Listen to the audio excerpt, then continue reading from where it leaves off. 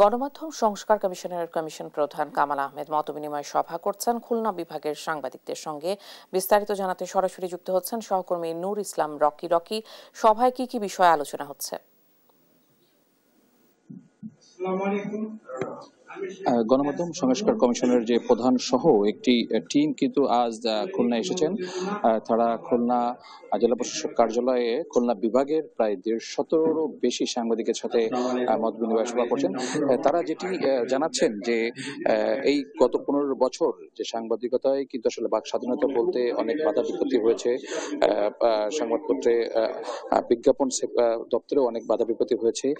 এর পাশাপাশি কিন্তু অনেক সত্য ঘটনাও লিখতে নানাভাবে বাধাগ্রস্ত হচ্ছে। এই যে বিষয়গুলো, এই বিষয়গুলো থেকে আসলে পরিত্রাণের যে উপায়গুলো আছে, এই পরিত্রাণের জন্য খুলনা বিভাগের যে 10টি জেলা আছে, এই 10টি জেলা থেকে প্রায় 1.5 শতাধিকেরও বেশি কিন্তু গণমাধ্যম কর্মী আজকে খুলনা জেলা প্রশাসক কার্যালয়ে এসেছে এবং সকাল 11টায় এই মত বিনিময় সভা শুরু হয়েছে, যেটা দীর্ঘ সময় হবে। আমি একটু জানিয়ে রাখি যে গণমাধ্যম কমিশনের প্রধান কামাল আহমেদ সহ কমিশনের সদস্য আখতার হোসেন খান, বেগম কামরুন্নেসা হাসান, টিটু দত্ত গুপ্ত, জিমি আমির এবং আব্দুল্লাহ আল মামুন, আমাদের যে ছাত্র প্রতিনিধি আছেন, শিক্ষার্থী প্রতিনিধি সহ কিন্তু অনেকে এখানে উপস্থিত আছেন।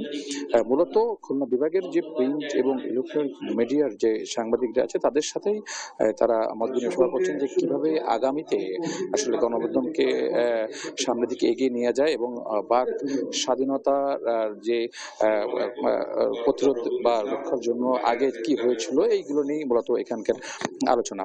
আর একটি বিষয় কিন্তু প্রাথমিকভাবে সংস্কার কমিশনের প্রধান যেটি জানিয়েছে যে বিগত দিনগুলোতে যে বাধা বিপত্তিতে আসলে সাংবাদিকরা পড়েছে, আগামীতে যেন এই ধরনের বাধা বিপত্তি বা সংবাদ প্রকাশে যেন কোনো ধরনের জটিল সমস্যার সম্মুখীন না হতে হয়, সেসব বিষয়ে কিন্তু আজকে আলোচনা হবে। পাশাপাশি একটু বলে রাখি যে খুলনা বিভাগে কিন্তু সকল সাংবাদিকরা এখানে তাদের 15 বছরের বাক স্বাধীনতা বা সংবাদ প্রকাশে যে ধরনের সমস্যা বোধ করছে, তারা কিন্তু আজকে এখানে উপস্থাপন করছে গণমাধ্যম সংস্কার কমিশনের কাছে।